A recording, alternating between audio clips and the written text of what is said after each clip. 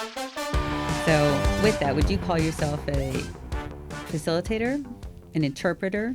What would be your favorite adjective to use for yourself? I kind of brand myself as an integrator, right? Integrator. So the one line, the one word, it does get used, and I do catch myself saying it all the time, and I think it's just a typical response when I tell people what I do. They look at me as a consultant. I'm not a huge fan of the word. The first word in front of it's the word con. So it's, ever since I heard that, I'm like, this just doesn't have, and I think people have a lot of negative emotion when they think of a consultant, right? High dollar, expensive. They come in, they try to be very smart and all this kind of stuff. And some people go, okay, who's leaving? Because he's here, somebody's going out the door. And that's not the look, right? That's not the look. Whereas I like to say, like, it is just coaching for me. It's coaching. It's taking the team member or the team and just coaching them up to what they're capable of doing and helping them see that. And again, going back to golf, how do I communicate that effectively?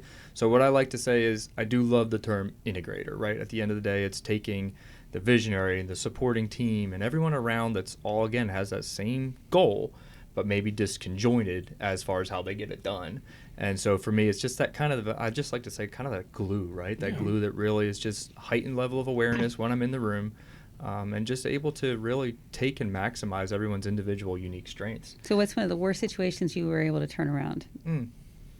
You know, I think that you can talk about. Yeah, I was just going to say, right? No, I think it's interesting because what I've found doing this a lot is that it's a lot of the same challenges. It's a lot of the same similarities. So I think some of the main challenges that I run into is if a team really isn't used to collaborating or being open, I guess, would be, I think, the biggest challenge. And what I've done, I always like to talk about, in sales, they talk about assuming objections, right? So I think in life in general or in sales or in any communication, if you know what's you're going to get hit by, being able to bring it up front and diffuse it is important, right? Yeah. So that helps you. That way when they go to have their argument, but well, we already talked about that, right? So there's really not much left. So I think for me, when it comes down to it, some of the challenges that we've had to really, or I guess you could say opportunities, would be teams that really just have not done a great job growing together.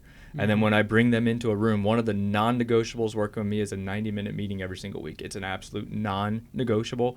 Same time, unless there's a death or some crazy circumstance, that 90-minute meeting has to be in place. Yeah. And I hear all the time, well, we don't have 90 minutes. Like, this is crazy. I'm like, well, that's exactly why we need to dedicate 90 minutes. Yeah. Because a lot of times what you're going to find is if you do not have, as an organization, I don't care if you're on hyper-growth and everyone's busy, everything's on fire, those 90 minutes, everyone has those 90 minutes to set aside as a team. Now, I don't want it to be a waste of time. Our meetings that I run are very predictable. They will end exactly at 90 minutes, not 1 minute over, not 1 second over. They are 90 minutes, and they are exactly the same every single week. And what that does is it helps make sure there's an effective meeting at the end of the day, because I agree with them. I don't have 90 minutes just to waste, and I don't want to have a meeting just to have a meeting. So these are very intentional meetings. But I guess to your point, some of the biggest challenges that I've had to either overcome, which I truthfully enjoy it, which I don't know why, but yeah, I really do. It's just because you like helping people. I do, and it's like taking a team that's maybe yelling all over each other or finger pointing and just, why aren't you doing this, and why isn't this done, and why wasn't it done yesterday, and you said you were, all of that, being able to take a team that's just so disconjointed and bring them together in some unity. I mean, I've had teams that are crying at the end of a meeting being like, all right, but it's just eye-opening. But that is sometimes you get in that room, you're like, here we go, right? Yeah. I think it's the one Get line. my brave face on because I don't feel it. Well, that's a perfect segue too, because I think the one line that I love some of the most is practice like you've never played and perform like you've never lost. Yeah. Right. So I think in the background, it's always making sure that I'm just continuing to perfect that craft and making sure when I get in that room that they won't see any chinks in the armor, right? And because I'm the one that's got to be in that room to be that face for that organization and give them the confidence that I believe in you. Where's your confidence, right? Let's go. Let's get fired up. And if that's what they truly want and they want to be held accountable to it, and when I say that's what they truly want, that's the most important piece. Yeah. If it's their voice, whether it's a sales rep, what motivates you? Some people, it's money. Most sales reps are very utilitarian. And you say, okay, how much do you want to make this year? Reverse engineer it, and they're happy, right? But some people, there's maybe a material goal. Maybe they want to get a car. Maybe they want this next level trip that they're going on, whatever that is. But if it's their words, it's so much easier to coach that, because I will get their sign off and say, okay, if that's what you want, this is what it'll take. Do you want me to hold you accountable to that, or do you want to be held accountable to that? If they say yes, then that's exactly what we'll do, and more than likely they're going to hit those results, if not exceed them. So how do you get small businesses to agree to be coached in that sense for the fee, and that's the thing. They'll say, well, we got problems, but I can solve this, right? Some business owners get a little arrogant in what their capabilities are because they got this business going and they've done this, so they can do everything and solve all the world's problems with it. Of course. Right? But that's not the truth, and they don't see the forest through the trees. I love that. Yeah. They're looking at it from a very lopsided perspective, and unfortunately, many times as being with a small staff, but we have a strong staff at this point. Of course. You have to bring yourself to everyone's perspective and their point of view to see how am I leading? Am I doing a good job at it? Where are we deficient? Where do we need help? Is it my staff's issue, or is it my issue, or is it something just isn't in the company yet and we don't know what that entity or what it is, but someone out there needs to tell us, right? And that's where someone like yourself would come in and help them out. How do you get in front of people and say, you need me, you just don't know you need me? Right. I think exactly like that, right? That line is amazing. I think, again, it goes back to understanding who you're up against. I think at the C-suite or at the visionary level, everyone, they all look the same, right? They all have that same look and feel and mindset. And I think sometimes you have to know when you can actually kind of challenge them a little bit. And I think that's one of the things that I've done well, maybe say it with a smile, but I've always been able to get away with maybe really saying something that does need to be said, but make sure it doesn't come across as abrasive. But I think some individuals, they really do need to be challenged, or they're testing you just to see if you will challenge them. And I think that's one of the, again, knowing your audience, right? You could challenge someone and it could go the opposite direction for sure. But I think it's just understanding that audience, right? And just being able to have the confidence, I'll even say this, the conviction, because I think confidence is really good, but I think conviction for me is everything. If I truly believe that what I can do can help, not with an ego, but I've seen it, I've done it, and I believe in it. If I truly believe that, then I kind of look at it as shame on me if I don't say it, right? So I think for me it's not everything's a nail. I can watch and observe. I mean, Foreign Co has been one of the biggest blessings, I think, for me, right? And it's not even a shameless plug. I think it's just something that's just been huge for me. You guys give me a hard time all the time sitting at the little the desk right there, but that's on purpose. I could go into an office and sit in an office, but if I'm in an office, it's the same with everyone's like, I'm working from home today. I'm like, what are you doing?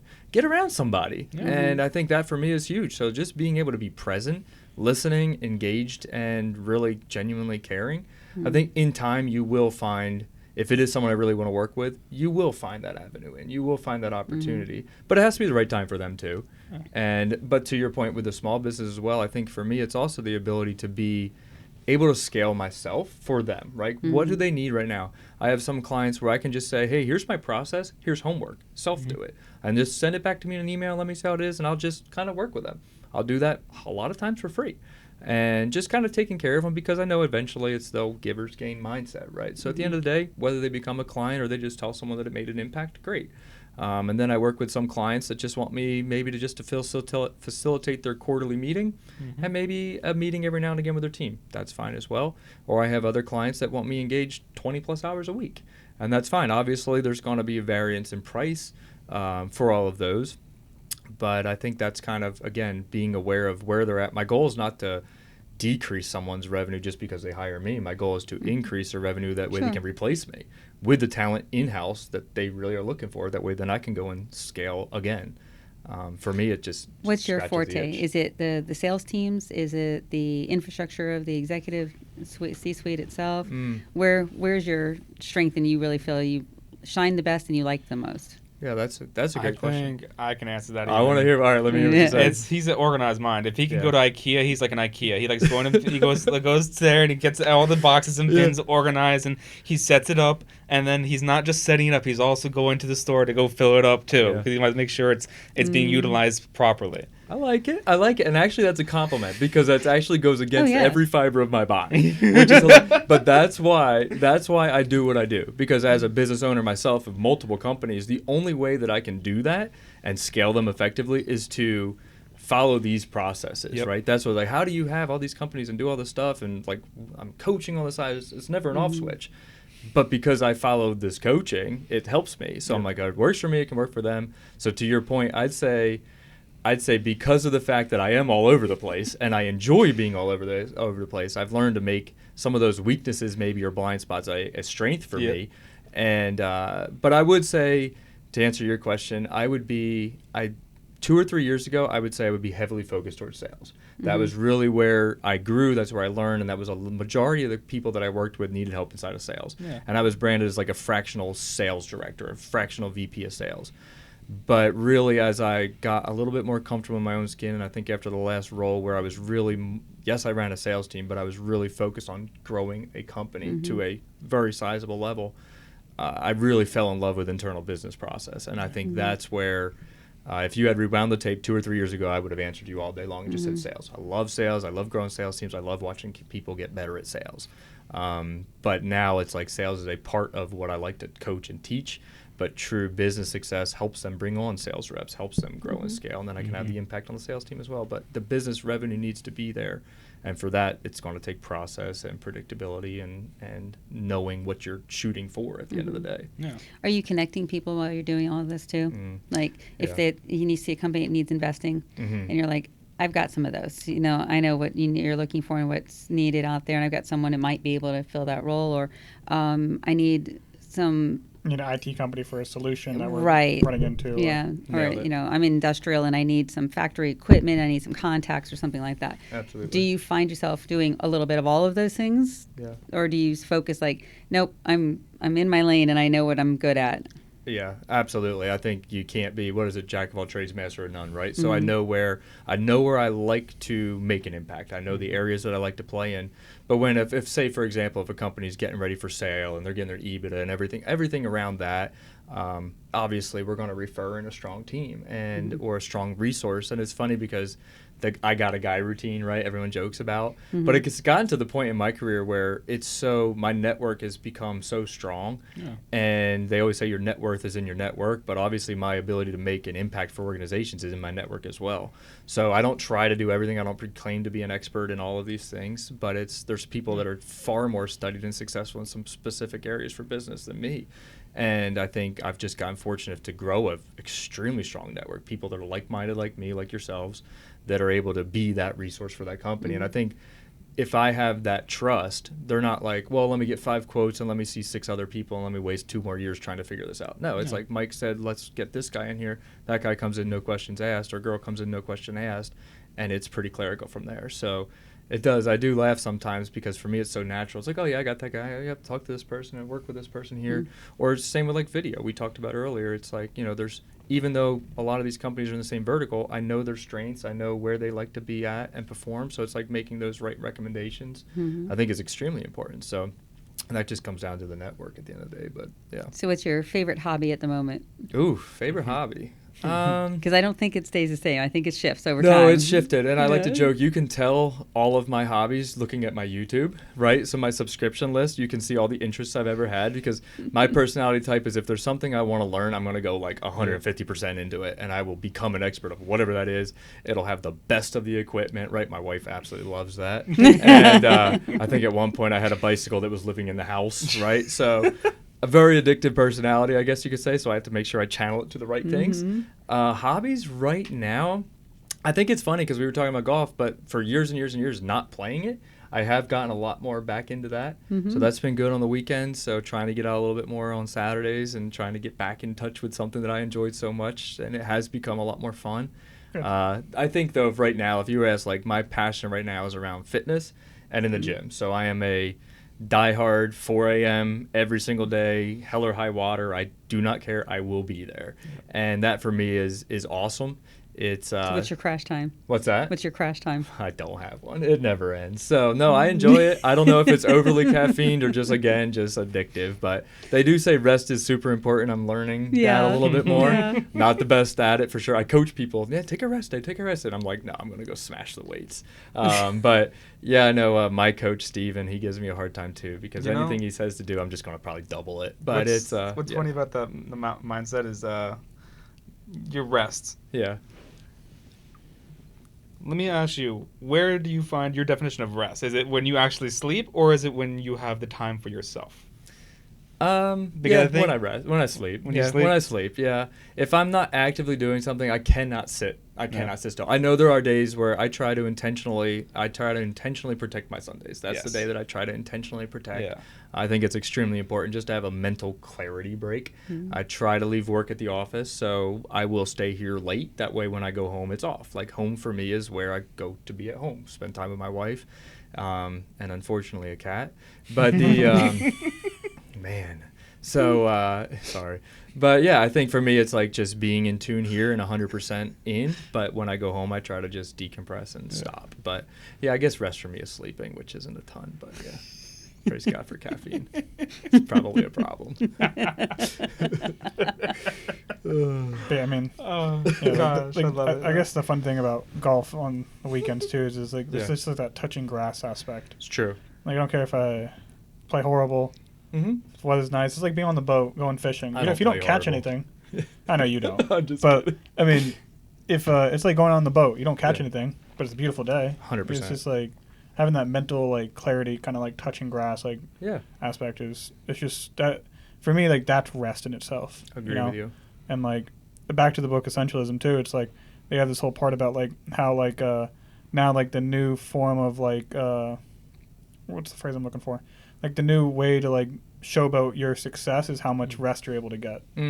Like how much like sleep you're able to get. Like if you're able to like get like 12 hours. And I got 12 hours of sleep last night. Like 12.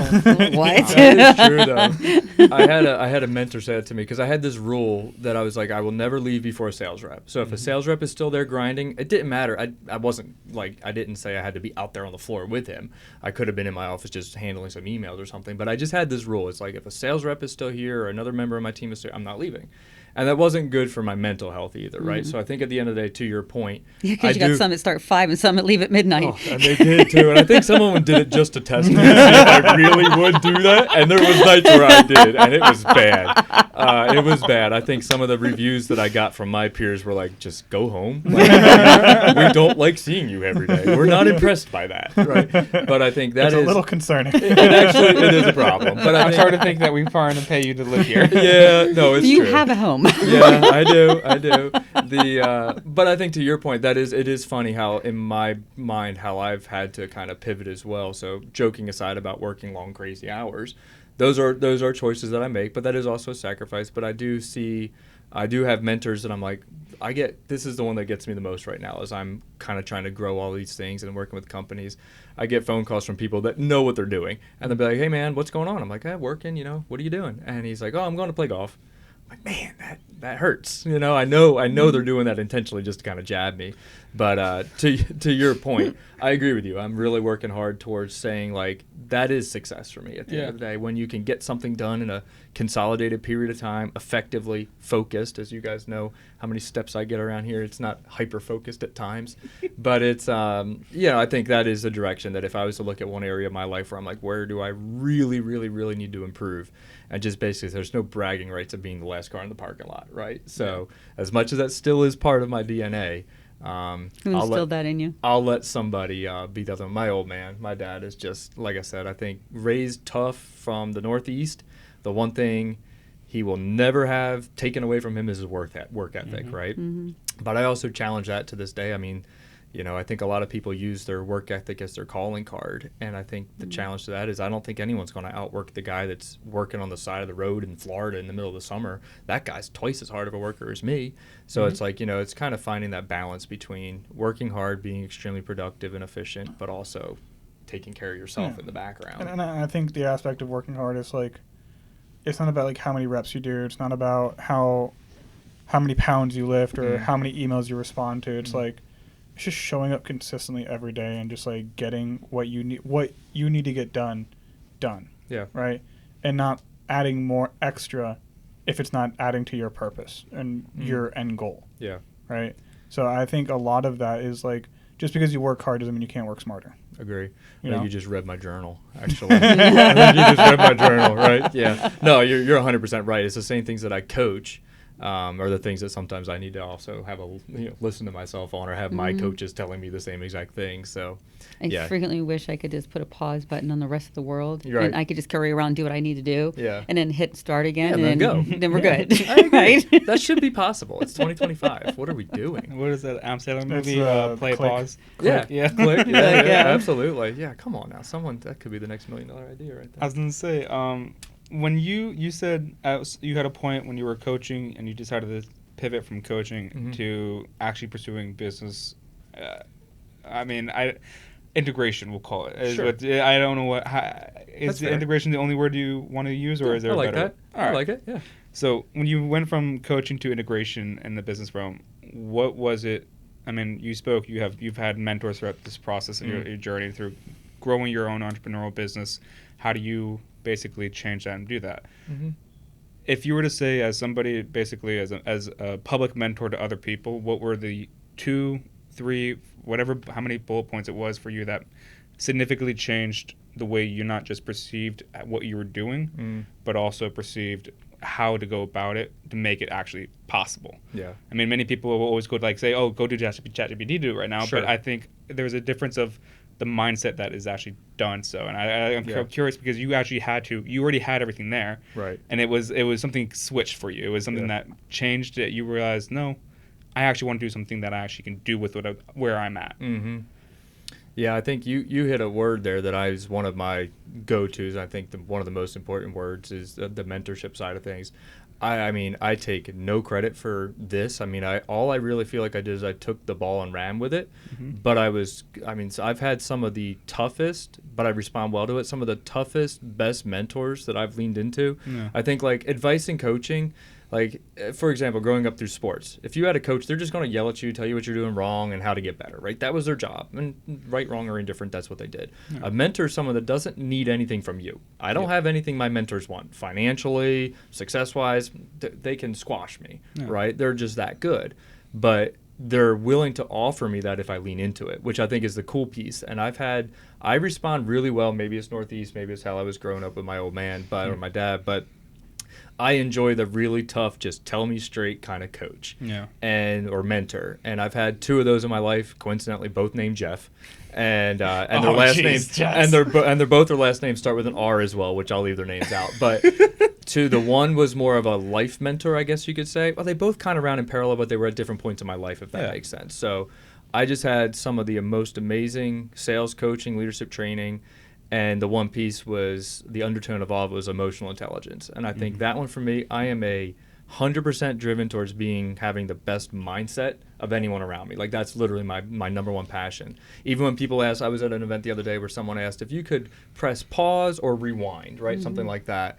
And I literally stood up. I was like, I'm not pressing either one of those, right? Like, those are gone. That's in the past. Like, I don't even want to hear the question. Like, why are we thinking like this? Like, it is all gas, no brake, and look forward. What happened 2 seconds, what I said 13 seconds ago doesn't matter, right? Except it's on video. But but no, I think effectively it's just such a mindset, right? At the end of the day, and I think that's what's important for an entrepreneur. You're going to fail, you're going to have hurdles, you're going to have hiccups, but like, move forward. Let's go. What did we learn, and what are we going to do about it, and how are we going to get better? So to your kind of your point, that whole process and kind of my journey around it, I mentor some kids that are in their early 20s, entrepreneurs, successful. I was like, wow, that's amazing.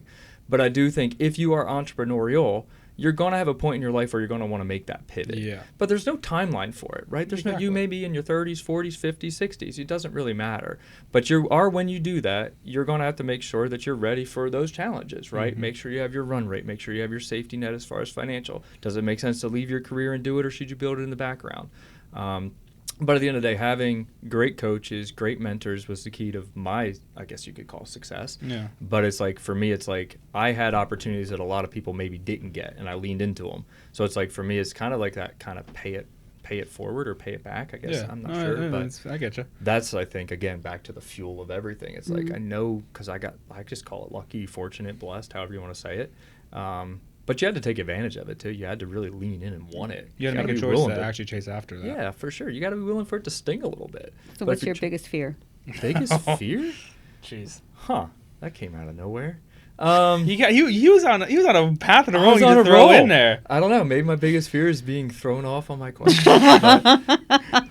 No, I think my biggest fear would be, like, I guess you could say, being stagnant or not being able to continue to grow, or hitting a wall, or getting frustrated with something. But I think again, I'm I won't say confident, I'm a very convicted individual. I do have a very strong belief system, personally, professionally, spiritually, and it's like, I think my biggest fear would just be getting stagnant, or not muting my voice, I guess you could say. So You're somebody that builds off of momentum, so I can see that. yeah, I do. I definitely do. The moment you start feeling like you're getting blocked in and you can't any momentum build in, you just Stuck, it just feels like you're not moving, even if it is a little bit of progress. You're like, Yeah. even if it's a little bit of progress, if it's momentum, you still will feel that. feel great. But Yeah. if you're just like here, you're like, Again, yeah. No, it's like, or just not being enough for whoever I'm working with, right? Yeah. So it's like, I think those are the biggest ones, right? I'm driven to make an impact, and I feel like if I somehow get stuck or can't do that, then it's like, then what's next? So I guess that would be my fear. nice. But yeah, I don't believe in So what's fear the future anyway. hold for Mike? Oh, Wait, man. hold on. Ooh, Actually, what, before you please? go into that, I want to ask, understanding you've actually had to reflect on yourself. You recognize where you actually have your own fears. You recognize where your own weaknesses are. Mm-hmm. How do you use that? Because it's good to recognize it. What do you do with that recognition of it? Yeah.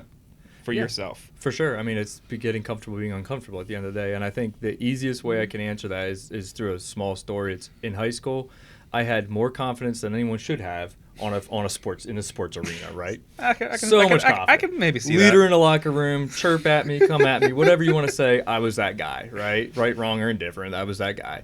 And I don't think my parents liked it. But so that was always me. But if you put me in a school arena, and for me it was public speaking, which is the funniest thing to say out loud now. But if you guys met me when I was in school, say sophomore year, I wouldn't sleep for a week if I had a speaking presentation to do. Yeah. Literally a week. Like redder than now. Red face, like no sleep. My performance in school suffered. I wouldn't talk externally. Like, it was consuming. It consumed me. And it's just to get in front of, and it was a private school, 30 people. I mean, please. So it was just, but it was just this crazy fear that I had. And because of that, I literally took a role, one of the roles that I had through the channel. I had to give demos on software in front of tons of people. And it's like, I just kept leaning into things that I was nervous or not confident to do. Podcasting, for example, having a conversation, being on camera, things that are so far outside of my comfort zone that you just lean into to get better, because it's like, it's the same fear that others have. So it's like, if I can forge that path and just help give them the confidence through my confidence, perform like you've never lost mentality, for me. But it is funny because I do have tons of those insecurities when it comes to, now I can talk in front of thousands of people, not worry about it. When you put me in front of a camera, it's a different story. I still have a lot of nerves with it, because at the end of the day, only the audience has to look at me, right? I don't have to see myself. You look at yourself on a camera, no one likes the way they look or sound or talk, and like my hands are all over the place, your and-ums. So it's like just getting comfortable in some different environments and challenging myself as well, because that's, again, a lighthouse for other people to see. It's like, oh, if he can do it, then anybody can do it. So I think that's cool. Nice. All right, now you can go back to your All right. side. Yeah. I didn't even think about what she was going to ask. That now. was something though that really, because it is. I mean, as a coach, you gotta not just recognize and identify it, but as like you said, there's got to be a solution that comes into the problem. Of course. So, I mean, it's like recognizing your issues is great. Right. How do you go about resolving it is the next huge step that I think a lot of people get stuck on in that point. Yeah. Because the resolution is maybe in front of them, but it's too scary of a thought. Sure. Or it's just... They just chase the wheel around. Or they never just don't really even solve recognize it. it in front of them because they don't think that's an actual solution. They just think Right. that's too simple. That's too... Yeah. But, I mean, as you said, just a simple fact of making the choice and effort to put yourself out of your comfort zone so that you can then maybe experience something new, experience something that you can then not just be fearful, but actually change that to be something that's now, okay, how do I get better about this? How do I change the perspective in that point? Right. And it's a self-development Of course. Yeah. part of that. It's just choosing the active part of putting yourself into your uncomfortable position so that you can have a new perspective on things. Right. And so that fear that you once had doesn't stay as fear, but changes to something that maybe even drives you forward. Yeah. And that growth part I think is very hard. A lot of people learning don't recognize that part. And I think as a coach, it's interesting you can say that, and as an integrator, you have that perspective almost all the time. Sure. And it's putting yourself then into that first person view to try to actually What do are they it. feeling? Yeah. Yeah. It's true. What is it? Fear is false evidence appearing real, or whatever they say, right? I think there's a few. There's a couple of them, but that's the one that I always go to. False evidence appearing real. So it's like, all right, if that's what fear really is, then why do we care? Yeah. Right. A lot of times, I honestly think that fear just comes across to be what other people think of you, and I think that's a really liberating place. Like, obviously, from someone that's very keen on communication, I do care how my message is landing. Yeah. But at the end of the day, right, I mean, my goals, my objectives, what I want to accomplish in life, which probably leads to where you're going to, the question from you. But I think all of that, like, if those are the barriers to what I want to accomplish in life, then it's like there's hell or high water. Nothing's going to stand in that way. But it's not easy, just saying that. And I think, again, I go back to saying Foreign Co., right? Being in a shared community-driven entrepreneurial building with a lot of like-minded people. There's certain skill sets that I don't possess or have right now that others in this building do, and they succeed at, or they're like experts at. So it's like being able to lean into that is unreal. So where else are you going to go? It's like, I think a lot of times when companies just exist inside of their business, inside of their brick and mortar, they do a really good job of talking to themselves, and maybe it's not as external. Whereas you come into a building like this, your blind spots are there, and if you're willing to lean into somebody and say, hey, do you mind giving me some help here, and being willing to take in whatever they say, because it may not feel great. But again, I think the community in this building obviously they're all superstars. They're all great at their own perfected craft.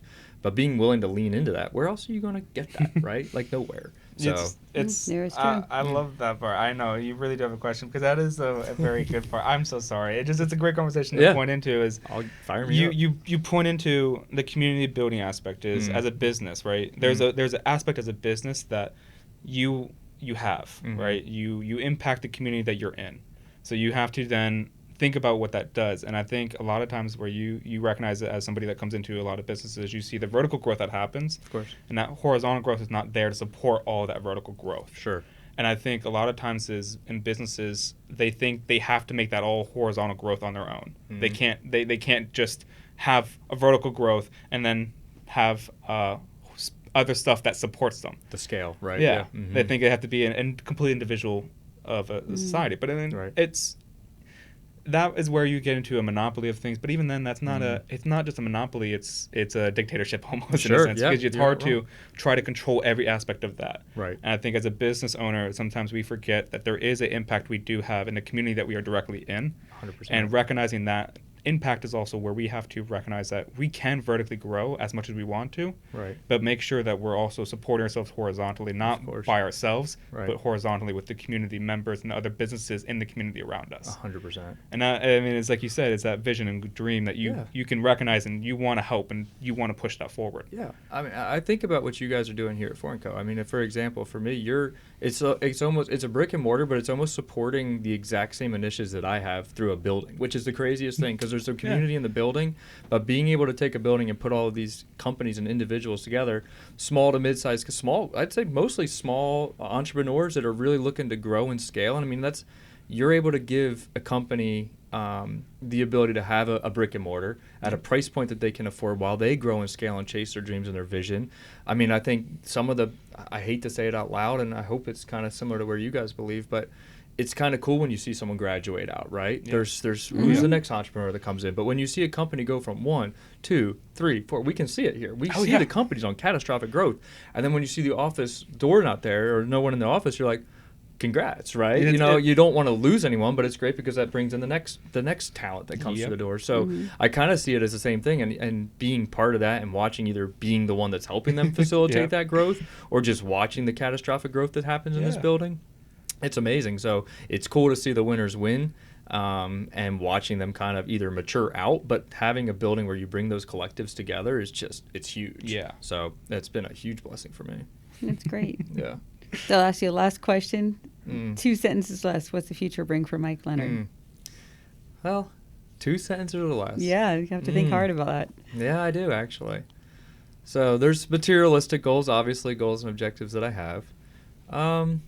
I think the future for me in 2 sentences is going to be challenging the status quo of what businesses do currently or think they know to be so, and helping them catapult into explosive growth.